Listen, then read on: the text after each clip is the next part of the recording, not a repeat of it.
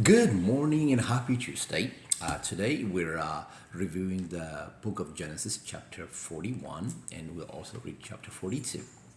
We are studying the life of Joseph, how God was with him, and whatever he did prospered.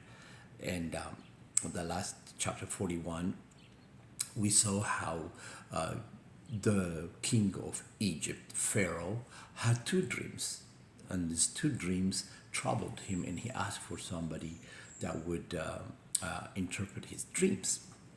And do you remember in the previous chapter, Joseph was in the prison, and two of the prisoners that were with him, the butler of the Pharaoh and the baker, the chief baker of the Pharaoh, were both in the prison, and they both had dreams.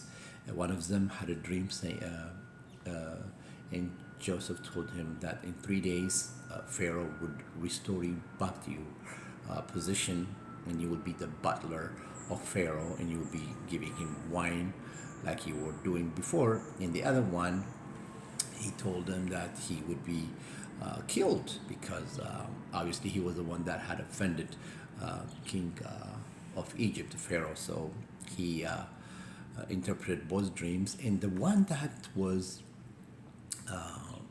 the butler, who Joseph told him that he would be restored, he had forgotten about Joseph all these 2 years. And here we see him telling the Pharaoh, I was in prison 2 years ago, and this man, a Hebrew man, his name is Joseph, he interpreted my dream, and he can interpret your dream. So the Pharaoh sends for Joseph, and lo and behold, God reveals the secrets that Pharaoh's dream were interpreted, and God restored Joseph from the dungeons to the position of the prime minister of Egypt. So here we see that Joseph is promoted by God's grace. The favor of the Lord once again is seen in his life, but this time for good. No more dungeons, no more prisons, no more bad things happening to him. In fact, when he had two children, Joseph had two children. The first one, he called him Manasseh. Manasseh means the Lord has made me forget my troubles. And the second child, he named him Ephraim, because he has made him fruitful. The Lord has made me fruitful, Ephraim. So here in chapter 41, the turning point of Joseph's life is here. God is restoring him completely, bringing him to glory, making him the prime minister. And I want us to have a summary of Joseph's life in the book of Acts. Stephen, before he was martyred, he he went ahead and gave a summary of the story of Israel, how they came about from the slavery, from how they went to Egypt and all. And the story of Joseph is a pivotal in this history of the destiny of the land of Israel, the children of Israel. So let me read it. In fact, if you can read the whole chapter of the book of Acts, chapter 7, it's an amazing history of the children of Israel, how God orchestrated good things come out of bad. From slavery, he brought the children of Israel and planted them in the land of Canaan. So chapter 7, book of Acts, I'll read it. And Stephen said, men, brethren, and fathers, listen.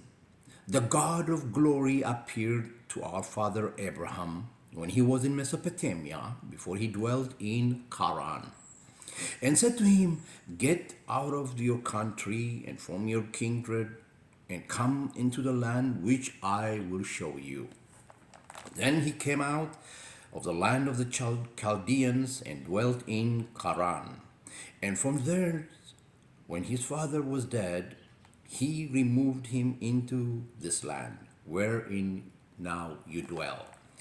And he gave him none inheritance in it, no, not so much as to set his foot on.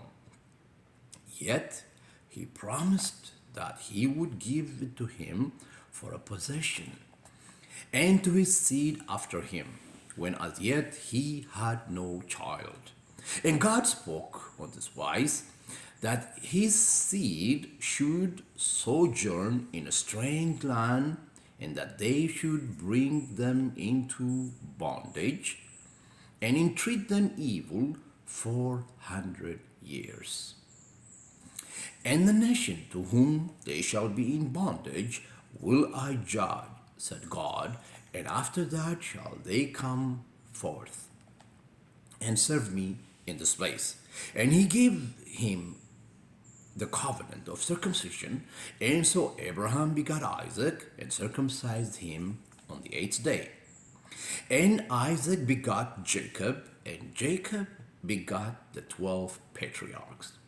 And the patriarchs, moved with envy, sold Joseph to Egypt.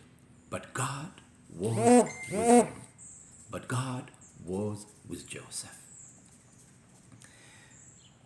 and delivered him out of all his afflictions, and gave him favor and wisdom in the sight of Pharaoh, king of Egypt.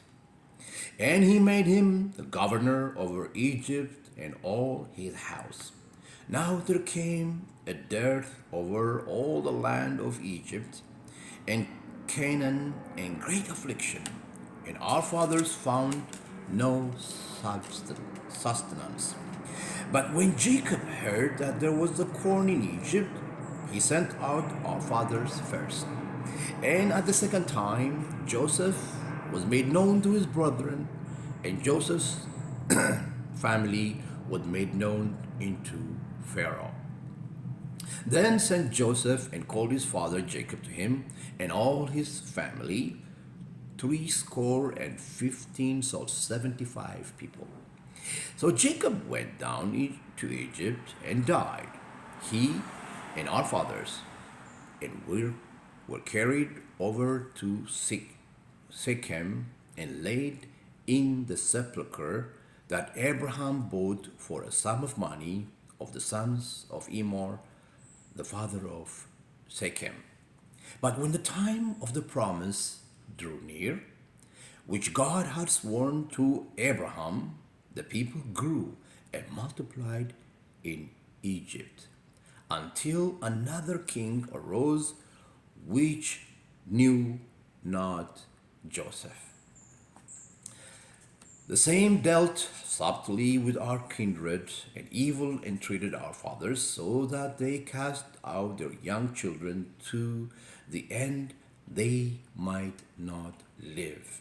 In which time Moses was born, and was exceeding fair, and nourished up in his father's house 3 months. And then, when he was cast out, Pharaoh's daughter took him up, and nourished him for her own son. And Moses was learned in all the wisdom of the Egyptians, and was mighty in words and deeds. And when he was full of 40 years old, it came to his heart to visit his brethren, the children of Israel. And seeing one of them suffer wrong, he defended him and avenged him that was oppressed, and smote the Egyptian.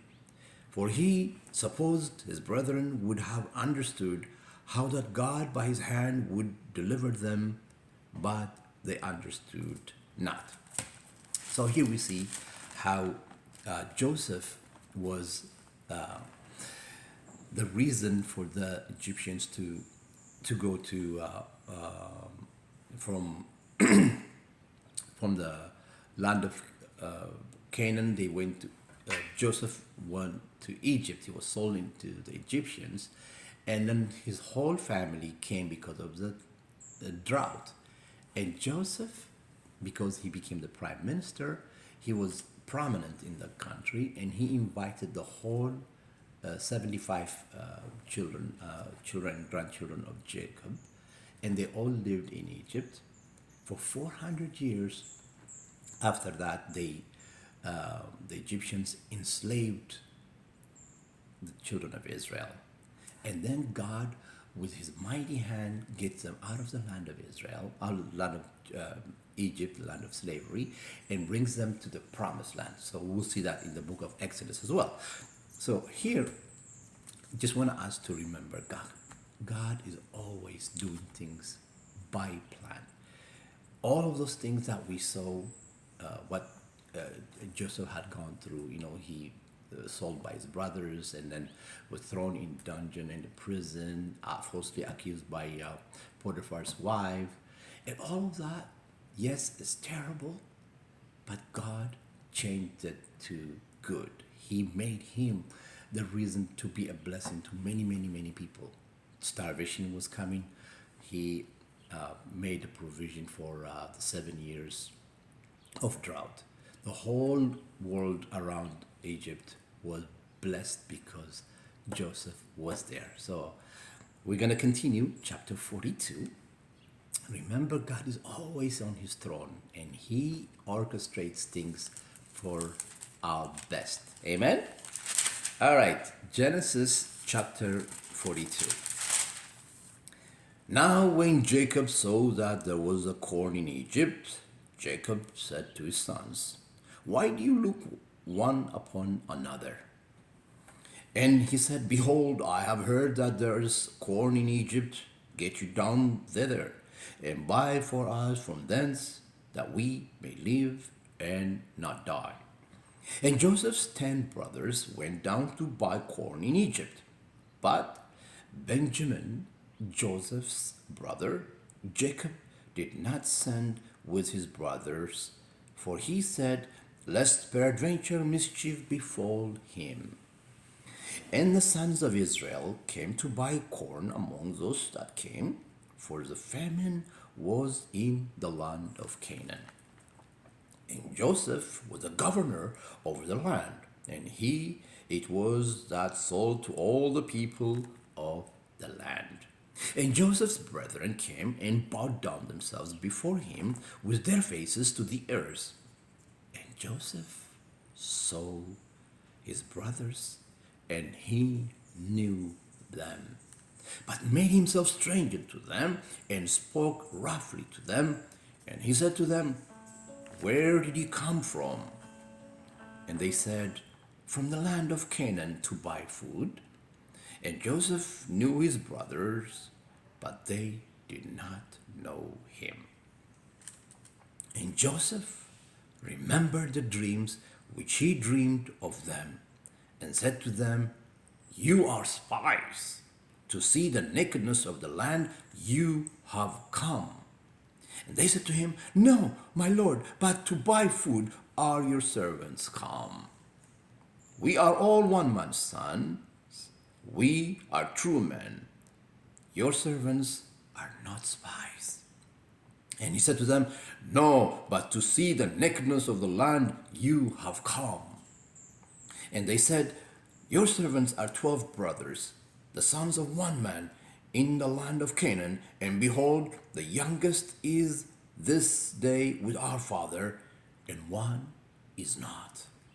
And Joseph said to them, "That is it, that's it, that I spoke to you, saying, You are spies. Hereby you shall be proved. By the life of Pharaoh, you shall not go forth hence, except your youngest brother come hither. Send one of you, and let him fetch your brother, and you shall be kept in prison, that your words may be proved, whether there be any truth in you, or else by the life of Pharaoh, surely you are spies." And he put them all in prison for 3 days. And Joseph said to them on the third day, "This do and live, for I fear God. If you be true men, let one of your brothers be bound in the house of your prison. Go you carry corn for the famine of your houses, But bring your youngest brother to me, so shall your words be verified, and you shall not die. And they did so.